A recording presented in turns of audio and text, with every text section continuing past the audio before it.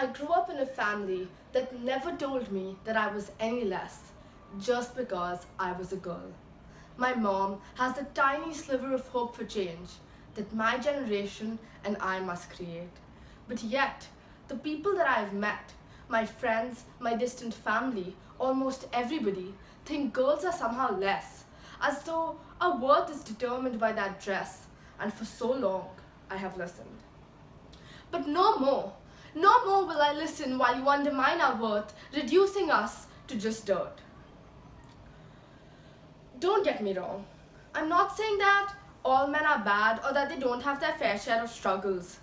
Never a moment of weakness, held word to the sizes of their bank accounts or their job, always thought to have intentions that are wrong and considered worthless for a tear that is always a second too long.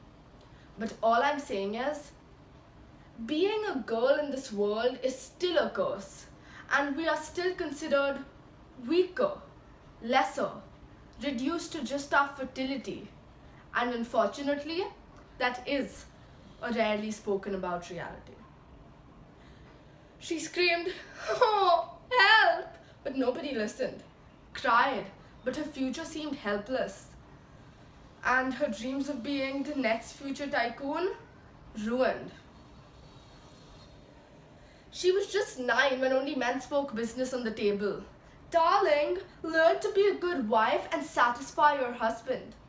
That is what society conditions so many young girls to believe, that without a man, they are inadequate. See, I'm not blaming people here, but I think there would be 3 root causes for this. 1. Educational systems. Consent. Why is consent not a part of sex ed? Why is consent a taboo when it is a right? Isn't that why a girl or woman feels unsafe to walk home alone at the roads at night? And then menstruation. Why is menstruation still taught to only girls and women? Menstruation should be taught with inclusivity and kindness. Menstruation is something that brings life, literally. 2. Misogyny and hatred in the cover of Love and Development. I know that sounded long, but what I mean to say is women teach women and girls teach girls and women teach girls that they should compromise their lives so that their brother, husband, son, nephew can thrive. Why do women undermine their own worth and teach one another to treat themselves lesser just so that their male counterparts can thrive? 3. The lack of education and awareness in privileged people like you and me. You see, we are educated, we are privileged, but yet, when a family who have 2 children has to choose which son or which daughter should they educate, who will it be? Well, the answer is simple for them. It's their son. So their daughter sits at home with a want to learn, a want to know how to read and write, a desire so bright. But yet, she isn't even given the opportunity to go to school. Because somewhere along the way, we lost sight. We lost sight of the fact that our daughters were just as important as our sons. And now our main reason for saving our daughters is just so that we can save them. Because somewhere along the way, saving our daughters became more important than educating them. And how long will you save your daughters before you educate them? How can something so vital, so crucial, so imperative be not given voluntarily, not provided voluntarily? But the thing is, it's none of my reasons from 1 to 3. It's more than that. Unfortunately, even today, we are given the privilege to bleed with dignity, to be educated so beautifully, yet, we choose to fly so high with wings so widespread that we clip off another's wings because we have been flying way too high for way too long now. Yes. And I want to be a parrot. I want to be a parrot that talks too loud or talks too much, but listens to those with restraints that I could never have fathomed. And I urge every single one of you to be that parrot, because maybe we have hope to allow another bird to fly once again, or maybe let another bird have their first flight, or maybe, just maybe, we can restore hope once again. Dear world, hi, how are you doing? How is your mental health? We are caught amidst multiple pandemics right now, from COVID-19 to domestic abuse to menstrual inequity, and many of you have been going through one or more of them. I am sending so much strength and love your way for you to be able to let go of any shackles that hold you down. Being woman is not a social construct. It is an attitude. Being woman is a mode of self-expression that predominantly exists within every single one of us. Being woman is so much more than the preconformed notions of female reproductive parts. Being woman is all about being yourself, embracing the woman within you. That is my idea of being woman. Ever since we've been kids, we've learned to treat everybody with kindness, with love, with care, everyone with the same opportunities, everyone with the same niceness, the same tenderness. And that eventually evolved into the concept of equality in our minds. The thing is, I am beginning to realize that equality is not just providing everybody with the same opportunities, the same privileges, the same things, the same ideas, the same concepts, and having everybody on the same pedestal. I am beginning to realize that equality is so much more. Equality begins within you, within me, within every single one of us. Equality is initiated with the continuous journey of education.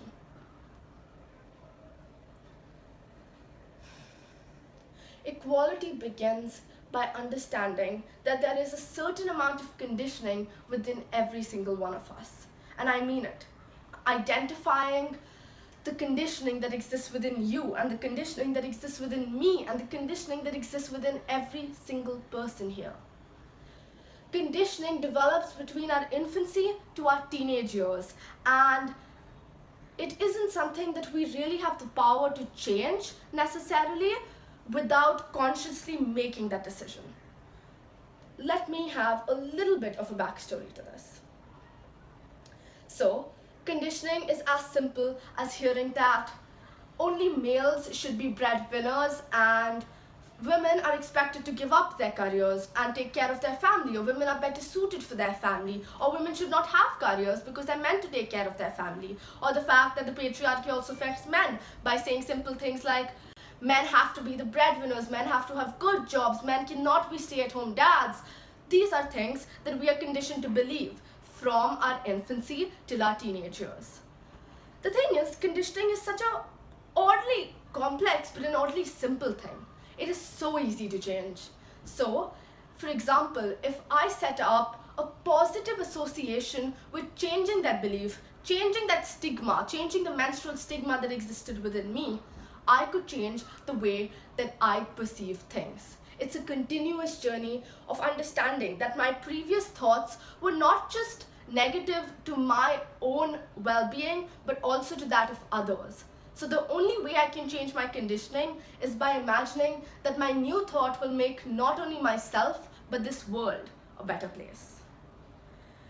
Conditioning is something that can so easily be redeveloped and changed, but very often we do not make the conscious decision to do so, because making the conscious decision of transforming our mindsets in the way that we perceive things is a choice that we rarely choose.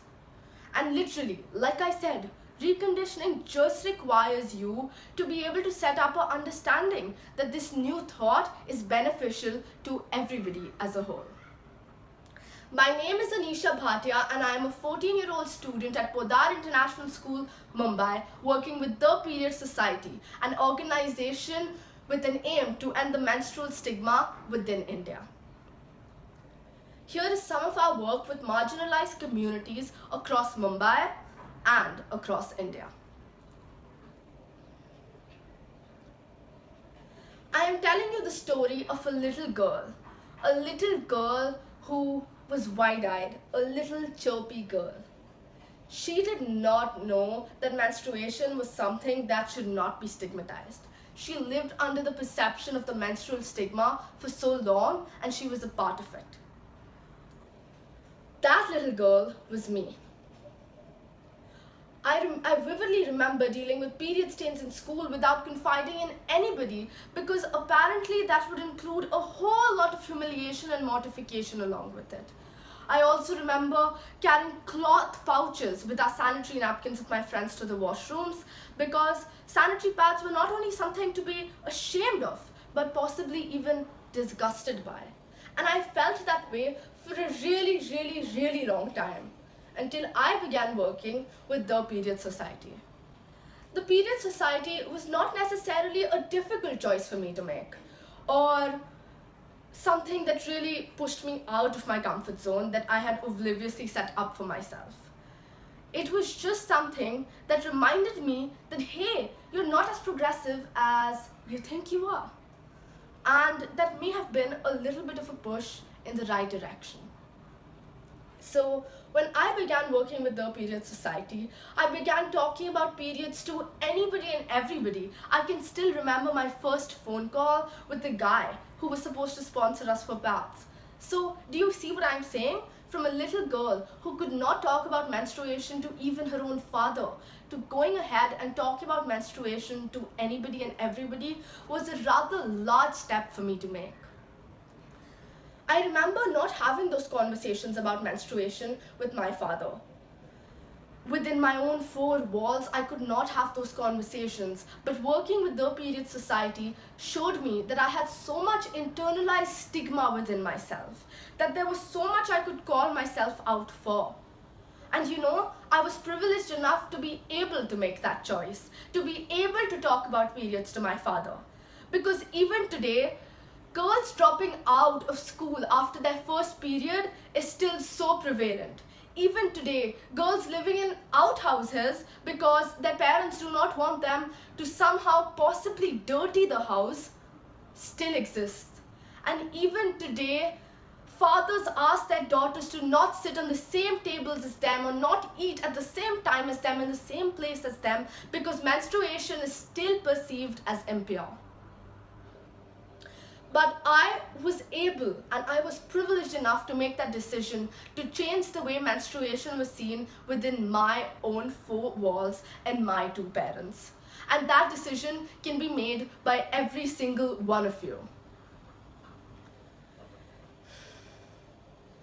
And as I grew and as I learned about menstruation, about empathy, about understanding struggles that I have never gone through and I would never have even fathomed, I grew as a human being. Because growing up with a lack of empathy is when we grow up with the lack of understanding about the gender pay gap, about menstrual inequity, about sexism, misogyny, and these are things so many of us grow up without learning. We grow up without a lack of empathy. But empathy is to love, trust, and respect a stranger. Can you do that? Can you? Ask yourself that question every single day. Can I love, trust, and respect a stranger enough to provide them with the basic necessities that they may require? And as this little girl grew, she understood that equality was not just offering everybody the same privileges and the same things. It was more than that. Equality is providing everybody with the same basic resources for them to create their own lives with. Equality is not handing anybody anything on a silver platter. It is just providing them with the basic resources for them to create their own lives with. It is handing the canvas to the painter. And as the little girl grew and learned empathy, she also understood that empathy has to be given to far beyond girls, women, animals. It goes to your own self. empathy has to be given to yourself during hard situations. Empathy has to be given to sisterhood, to brotherhood, to humankind. And this little girl had always stood up for LGBTQ plus rights. But understanding that menstruation was something so gender inclusive was so spectacular, and it was quite frankly a whole revelation. She understood that menstruation was so intersectional and so amazing. She understood to respect menstrual blood. If we learn empathy, if we learn kindness, and if we learn to provide everybody with the same basic opportunities, we learn to interchangeably build better environments. And as this little girl grew just a little more, as she does every single day, she understood that animals require just as much, if not more, empathy than can be provided.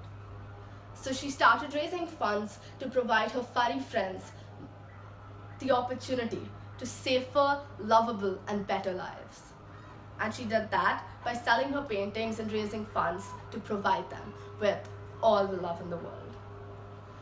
The thing is that change starts from within you. None of this would have been possible for that little girl had she not recognized the internalized misogyny, the internalized stigma, the internalized patriarchy that existed within her. And had she not decided to do something about it and recondition her mind every single day, she would not be where she is today. You do not owe anything to anybody, but do not make someone sit in silence while they cry silently, because humanity was here long before you. And if you owe nobody, you owe humanity. Make that difference today. Signing off, that wide-eyed little girl who will never, ever stop dreaming and never, ever stop learning. Thank you.